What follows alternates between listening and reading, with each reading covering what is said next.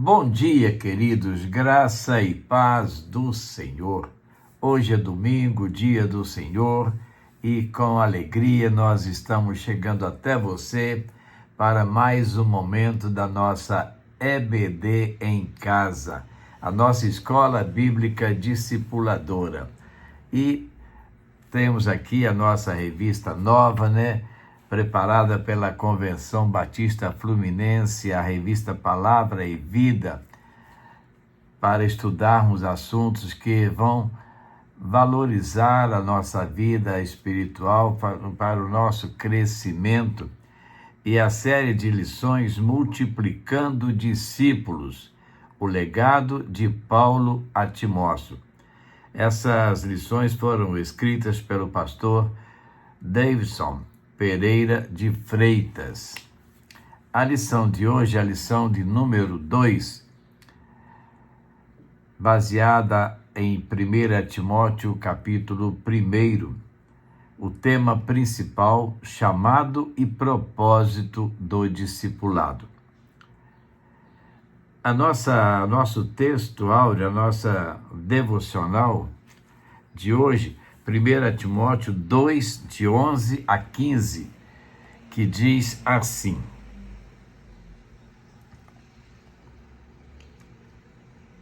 verso 11: Por essa razão, Deus lhes envia um poder sedutor, a fim de que creiam na mentira e sejam condenados todos os que não creram na verdade, mas tiveram prazer na injustiça.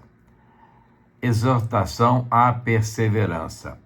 Mas nós devemos sempre dar graças a Deus por vocês, irmãos amados pelo Senhor, porque desde o princípio Deus os escolheu para serem salvos mediante a obra santificadora do Espírito e a fé na verdade. Ele os chamou para isso por meio do nosso Evangelho, a fim de tomarem posse da glória de nosso Senhor Jesus Cristo. Portanto, irmãos, permaneçam firmes e apeguem-se às tradições que lhes foram ensinadas, quer de viva voz, quer por carta nossa. Paulo, então, escrevendo a Timóteo, ele traz esta palavra, essa expressão muito interessante, que não só pelas tradições, mas também pela palavra falada de viva voz ou pela palavra escrita através das cartas. E é interessante o cuidado que nós vemos aqui de Paulo com Timóteo. Timóteo é considerado o filho na fé de Paulo. Paulo tem uma preocupação muito grande com o jovem pastor Timóteo. Então vamos aqui à nossa lição para vermos o que temos de importante para aprendermos na lição de hoje. Objetivo da lição: compreender o propósito do discipulado para nosso crescimento espiritual e pessoal.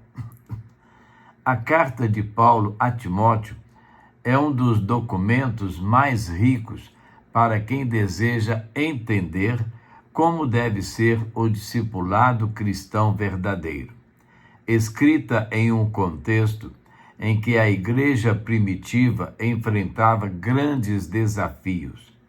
1 Timóteo é uma carta pastoral que revela o coração de Paulo para com o seu filho na fé, incentivando-o a permanecer firme na verdade do Evangelho.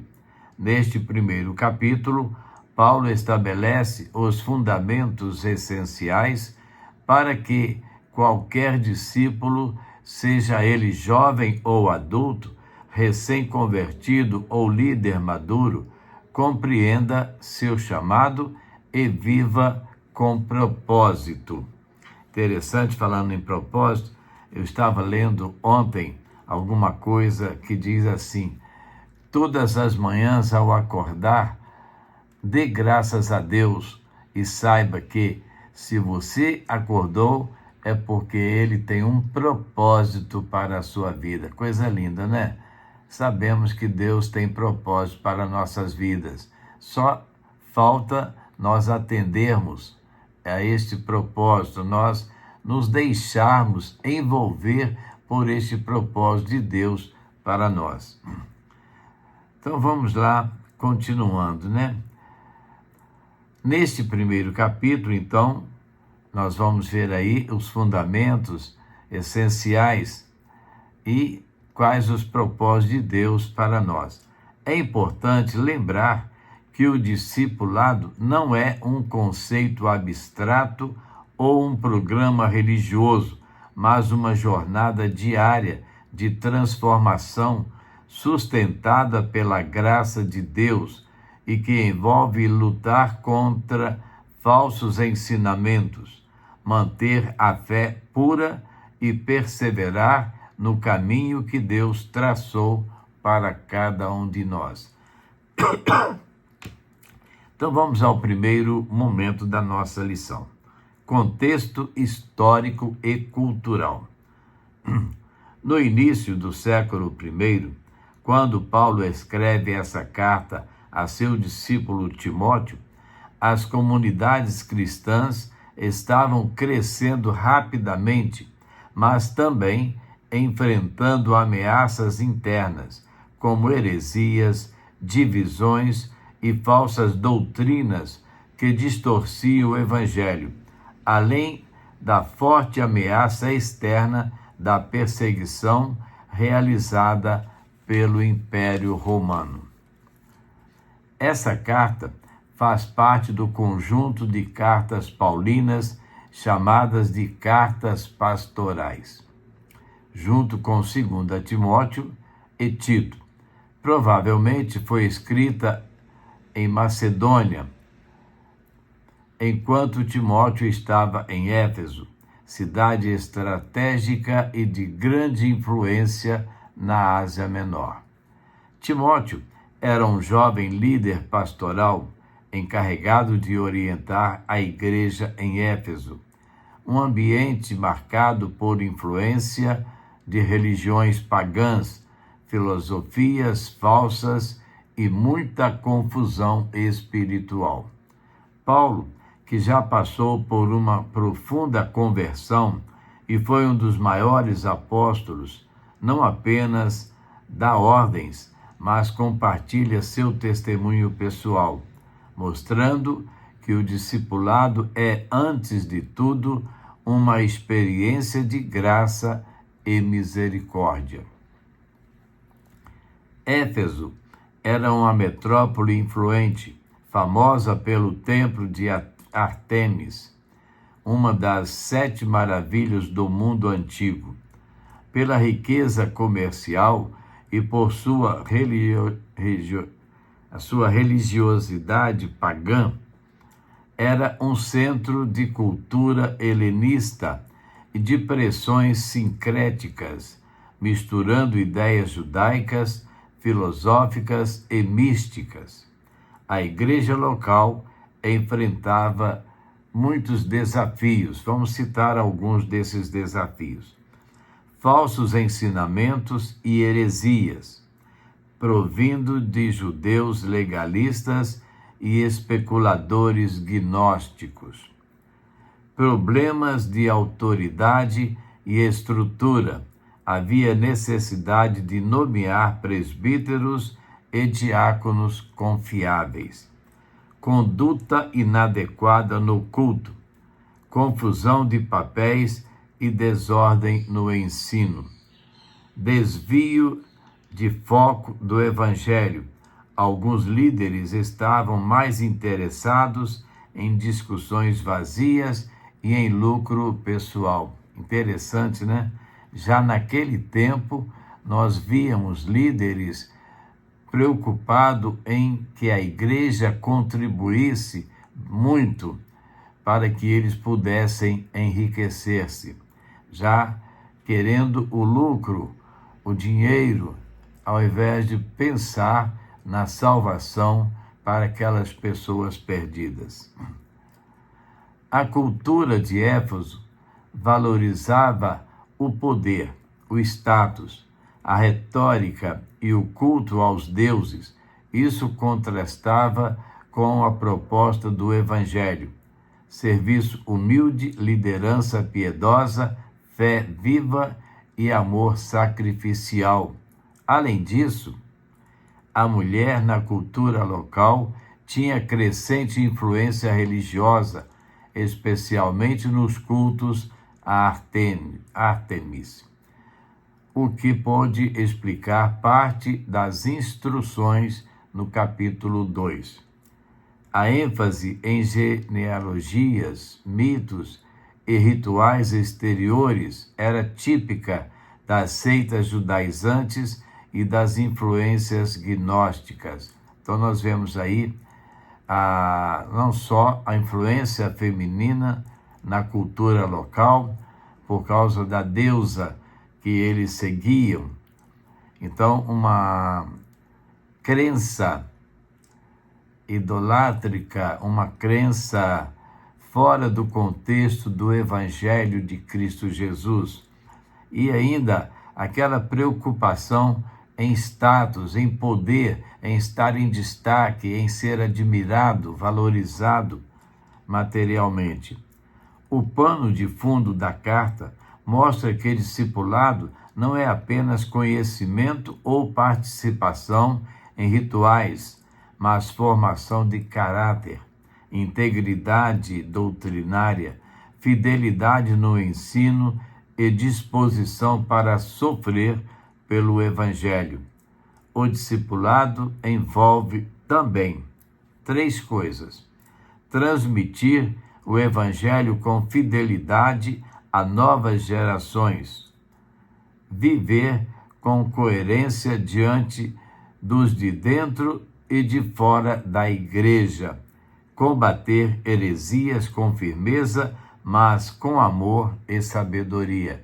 Não é malhar, não é desfazer, mas mostrar a importância da seriedade, mostrar a importância do valor real da doutrina, do ensinamento e a fidelidade a Deus principalmente.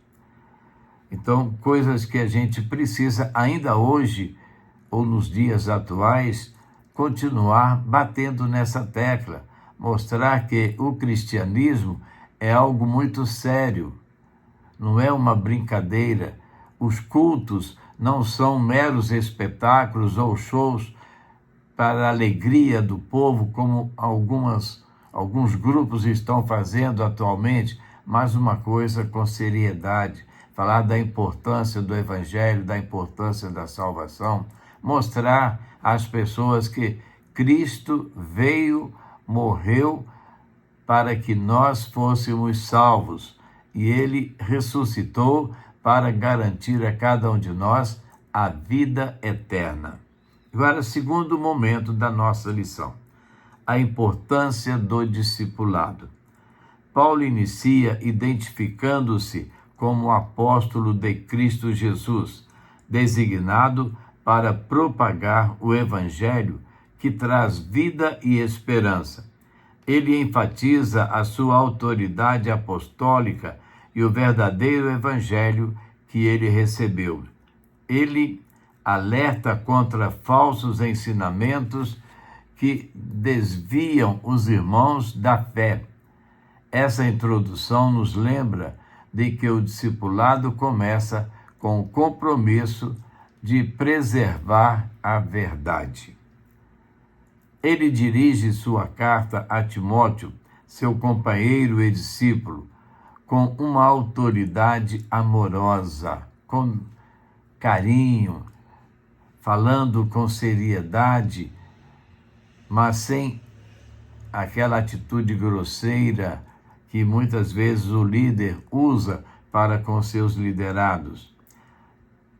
Paulo enfatiza que a missão é transmitir a sã doutrina, a doutrina verdadeira, a verdade que liberta e fortalece a igreja. Porém, ele também alerta contra aqueles que distorcem a mensagem, criando confusão e afastando os crentes da fé genuína. Aqui aprendemos que o discipulado requer atenção constante à doutrina correta. Você, quando discipula uma pessoa, você tem que falar a verdade e mostrar para ele as diferenças que existem no mundo atual de coisas distorcidas acerca de Deus e coisas verdadeiras. Ele serve para mostrar o que é pecado e direcionar o crente para a justiça. Ele destaca que o propósito da lei não é condenar, mas educar, proteger e manter a comunidade no caminho certo. Então é importante também a gente observar isso, porque às vezes vemos um caminho, mas ali também segue a Jesus. Mas todo mundo, todas as igrejas estão fazendo desta forma. Não importa se existem igrejas trabalhando de forma errada. O importante é nós trabalharmos de forma correta.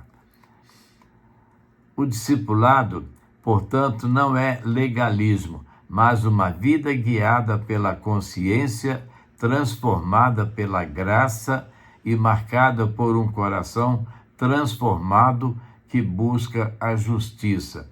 O discipulado reconhece os perigos do pecado e se esforça para evitá-los, não por obrigação, mas por amor a Deus e aos irmãos.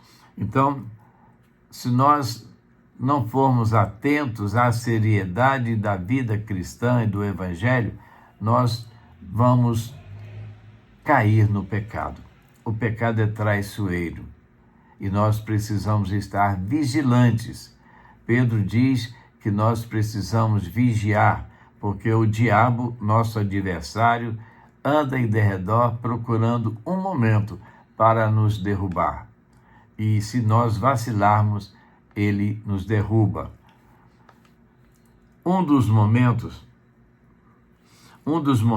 mais marcantes do capítulo é o testemunho pessoal de Paulo, que declara ter sido alcançado pela graça de Deus, chamado e sustentado por Jesus, apesar de sua história como perseguidor da igreja.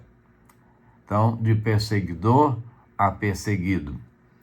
Paulo agia pensando que ele estava num caminho certo. Então, naquele momento que ele tem aquele encontro com Cristo, ele reconhece que o caminho que ele trilhava não era o caminho correto. E muitas pessoas hoje estão andando cegamente em caminhos distorcidos, pensando que é o caminho correto, mas, na verdade, não é o caminho que ensina o verdadeiro evangelho. Aqui ele declara ter sido alcançado pela graça de Deus. Ele reconhece que sua transformação foi um ato puro de misericórdia e graça, servindo como exemplo para todos que desejam seguir a Cristo. Assim, ele nos ensina que o discipulado é uma jornada marcada pela misericórdia divina, que nos capacita a seguir firmes, mesmo quando sabemos das nossas fraquezas. Esse relato inspira o discipulado a lembrar que o chamado de Deus não depende do passado, mas da disposição atual de entregar-se totalmente. A graça não apenas perdoa, mas capacita para a missão. Então, voltando a esse pedacinho final, esse relato inspira o discipulado a lembrar, ou melhor, o discípulo a lembrar que o chamado de Deus não depende do passado. Não importa quem você foi, o que você fez no passado. O importante é agora você se dispor a deixar Deus transformar a sua vida. Isso é que é importante. A graça não apenas perdoa, mas capacita para a missão. Então nós não somos apenas perdoados pelos pecados que vivemos no passado, mas o propósito de Deus é capacitar cada um de nós para viver uma vida nova daqui para frente, restaurando o nosso viver para uma vida correta junto dos propósitos de Deus. Terceiro momento da nossa lição: encorajamento ao combate. A igreja de Éfeso, plantada por Paulo, enfrentava pressões externas, herança do paganismo, influência filosófica, oposição cultural e perseguição do Império Romano. Internas também, falsos mestres, disputas, problemas na liderança. Falsos mestres são pessoas que, estando na liderança, ensinam doutrinas erradas. Ensinam, por exemplo, eu me lembro de um professor que, felizmente, a aula que eu ia assistir, ele não me deixou entrar porque eu cheguei atrasado. E depois eu fui saber que aquele professor, ele dizia que a Bíblia não é a palavra de Deus, mas ela apenas contém a palavra de Deus. E nós aprendemos e ensinamos que a Bíblia é a palavra de Deus, ou seja, é a revelação de Deus através das palavras para os nossos dias. Timóteo tinha a missão de combater as heresias, os ensinamentos errados, fortalecer a doutrina e formar líderes espiritualmente maduros, preparar pessoas para continuarem liderando outros a também seguirem o caminho correto. A saúde da igreja dependia diretamente da fidelidade de seus pastores ao Evangelho. O pastor ele precisa ter muito cuidado para seguir fielmente o Evangelho de Cristo. Pregar uma coisa correta, não distorcer, não se deixar levar pela vulgaridade, não se deixar tomar pela alegria do mundo. Às vezes, meu pastor é muito bacana, ele gosta de muitas coisas, ele nos deixa fazer muitas coisas. Não, precisamos ser sérios e não afastarmos o nosso pensamento, nosso ensinamento da palavra de Deus. Paulo, nos versículos 18 a 20, encoraja Timóteo a perseverar e combater as falsas doutrinas que ameaçavam a igreja. Ele fala de manter a fé e a boa consciência, lembrando que muitos naufragaram porque não cuidaram disso.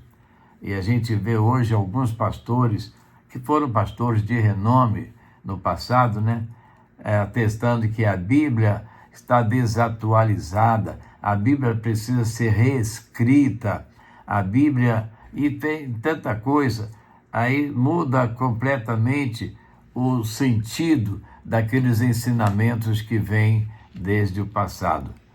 Eu gosto muito de uma Bíblia tradicional, que não tem muitas mudanças, muitas coisas de, assim, novidades. Ele faz isso com um tom solene e com autoridade. Dou a vocês esta instrução, diz ele. Paulo usa o termo parangelia, que tem uma conotação militar, tratando-se de uma ordem dada por um comandante a um soldado. A missão de Timóteo é clara: combater o bom combate. Paulo baseia esse encorajamento nas profecias sobre Timóteo, possivelmente feitas na ocasião de sua ordenação. Ele relembra que a vocação de Timóteo foi confirmada por Deus e por isso ele não pode recuar diante do desafio de enfrentar heresias. Então precisamos combater as heresias, não deixar que elas cresçam dentro do contexto do seio da igreja. Podemos compreender que todo discípulo chamado por Deus é um soldado listado em seu exército. A vida cristã não é um passeio, mas uma batalha espiritual que exige vigilância, firmeza e preparo. Assim como o soldado tem que estar bem preparado para ir para a guerra, nós precisamos estar preparados, porque estamos numa guerra, enfrentando um inimigo muito astuto, que é o diabo, com as suas ideologias de facilidade, porém traiçoeiras. O campo dessa batalha é a mente e o coração. Paulo mostra que o instrumento do combate espiritual, ou os instrumentos do combate espiritual, não são carnais, mas morais e espirituais. Fé, confiança firme na verdade do Evangelho e boa consciência, vida íntegra diante de Deus e dos homens. Nós precisamos viver de uma forma que o mundo olhe para nós e creia que nós somos de Cristo.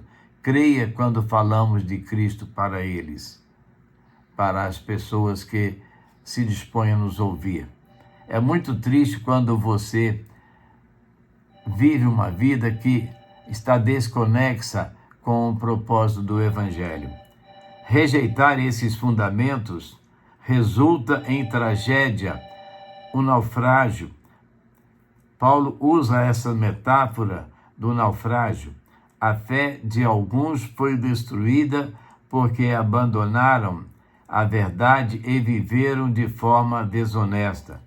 O navio da fé só permanece à tona se tiver o leme da consciência limpa e a vela da fé sincera.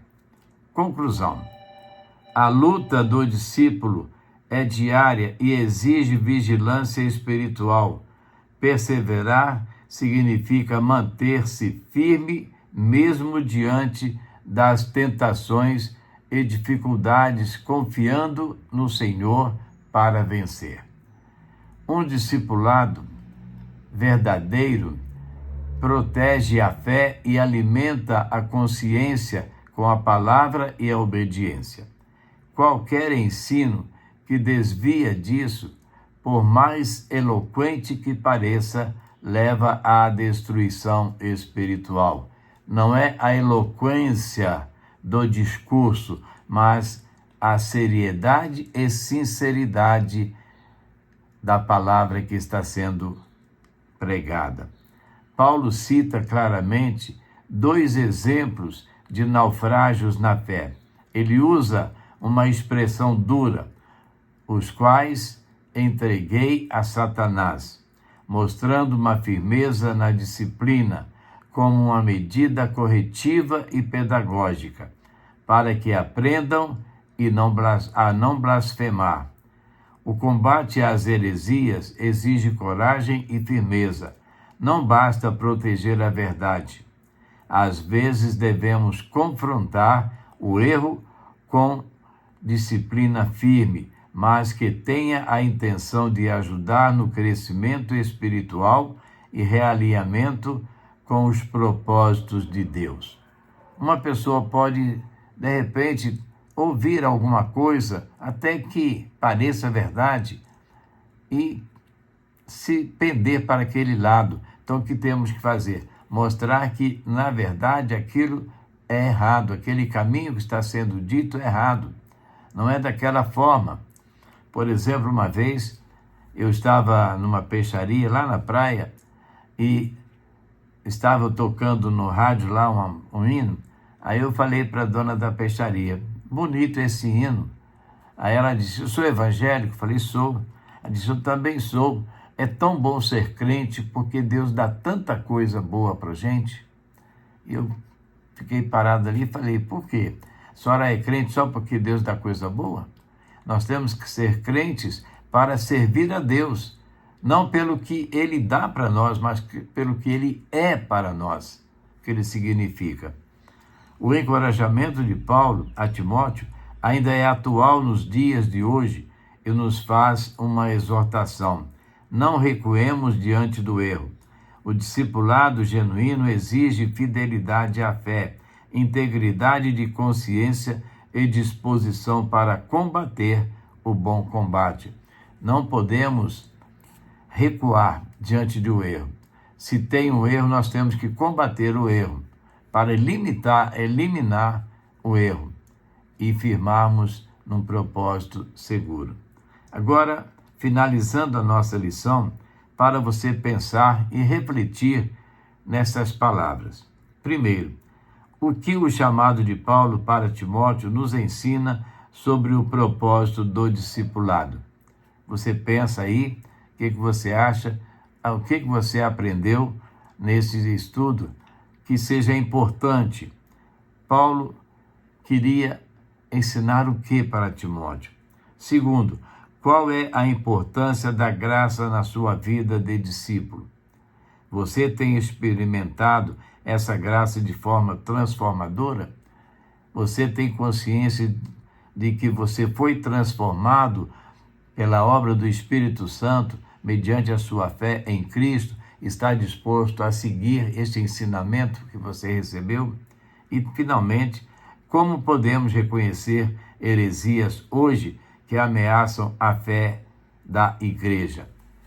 Heresias são ensinamentos distorcidos, ensinamentos incorretos, que esteja diferente do que a Bíblia realmente nos ensina. Existem muitas heresias que têm derrubado a fé de muitos crentes antes sadios, mas se deixam levar pelas novas influências. Não, hoje nós podemos viver de uma forma mais tranquila. A vida hoje não é tão séria como era no passado. Deus nos dá liberdade para vivermos algumas coisas. Você pode fazer isso, você pode fazer aquilo. Isso não é pecado. E atrás desses caminhos de facilidade, muitos crentes têm se desmoronado. Sejamos firmes. Vamos orar? Nosso Deus e Pai, muito obrigado, Senhor, por mais um estudo da Tua Palavra, mais uma lição da nossa escola bíblica dominical, nossa EBD em casa, nossa escola discipuladora. Que, ó Deus, cada um daqueles que estão participando deste estudo possa refletir na seriedade da vida cristã e não se deixar levar por influências negativas, por falsas doutrinas, como tem acontecido com muitas pessoas, Pai. Usa-nos para o crescimento do Teu Evangelho e dá-nos força e capacidade para enfrentar nessa guerra, nessa luta, com firmeza, derrotando, ó Deus, as coisas erradas e negativas que têm sido plantadas nas nossas igrejas, Pai. Muito obrigado, Deus. Queremos clamar ao Senhor pelos enfermos, agradecer por aqueles que estão experimentando melhoras de saúde, também te pedir, Deus, o conforto para aquelas famílias que perderam seus entes queridos, clamar ao Senhor pelas nossas famílias, ó Deus, em toda a sua extensão, que sejam alertados, que tenham seus olhos abertos para verem se estão trilhando em caminhos errados, ouvindo doutrinas falsas também, e se corrigirem, ao aceitarem a restauração que o Senhor tem para cada um, ó Deus, no seu particular. Muito obrigado, Deus. Usa-nos, capacita-nos, fortalece-nos, para que sejamos crentes fiéis, verdadeiros e sinceros diante do Senhor. Que possamos ser discipuladores daqueles que estão começando a vida, que eles possam crescer num evangelho puro e sincero para o Senhor. Muito obrigado, Deus. Oramos agradecidos no nome de Jesus. Amém. Vamos a mais uma melodia do nosso cantor cristão, melodias inspiradoras, belos hinos que você pode aí estar relembrando, cantando e meditando nas suas palavras. Por exemplo, o hino 343, sempre firme, minha morada Jesus assegura, paz e conforto na luta feroz. Dá-me teu braço, transporta-me à altura, onde escutar poderei tua voz.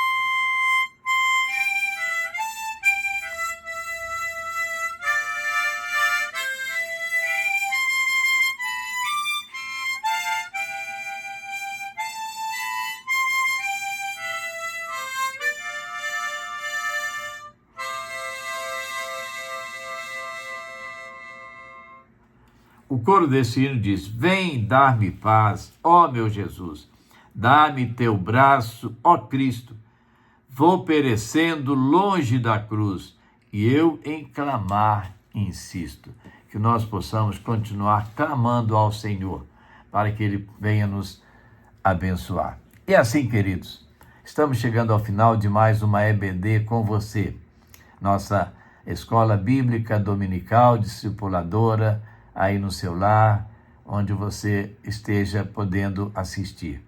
Mas hoje é domingo, né? Talvez você esteja nesse momento aí em família, com toda a família reunida para um almoço gostoso. Ótimo, aproveite esse momento de plena comunhão, mas não esqueça que hoje é o dia do Senhor.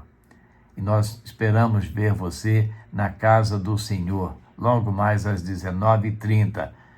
Ali na primeira igreja estamos e gostaríamos de dar uma boa noite a você, seja bem-vindo.